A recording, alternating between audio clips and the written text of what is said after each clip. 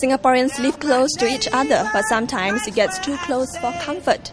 It is not uncommon to hear neighbours complain about each other, neighbours going for mediation and even going to court. And just last year, a new neighbourhood court was set up just for that purpose. Well, on this episode of Point Blank, we'll listen to the good, the bad and the ugly neighbour stories. But first, how much do you know about the person living beside you? Hi.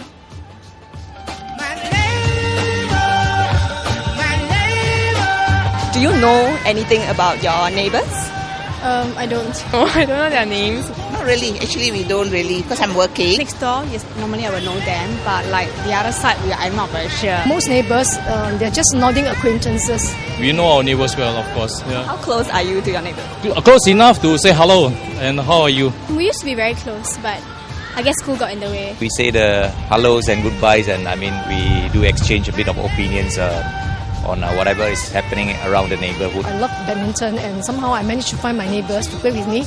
And during school holidays, the kids would play with me. She's got a handicapped child, so usually sometimes I just keep an eye for her when she goes out. Why do you think Singaporeans usually do not make friends with their neighbours? Because most of them, they're busy. Most of us lead very hectic and stressful lives. When we come back, we just want to rest or spend time with our family. Generally, I find young people in Singapore not very friendly people. They are very happy and self-contented with their family, with their car, with their outing and shopping and all things like that. But they don't really care much for their neighbours, I'm afraid. Age difference, you have to see age difference also, yeah. And they don't have the habit since young. Do you ever have any neighbours who are a bit more difficult or a bit, aloof? Oh yes, actually, I used to have a very difficult neighbour. She's not very well educated and she's not very polite and rather aggressive. When I had my new door installed, she insisted on throwing the dirty water after her washing. She threw the water on the floor.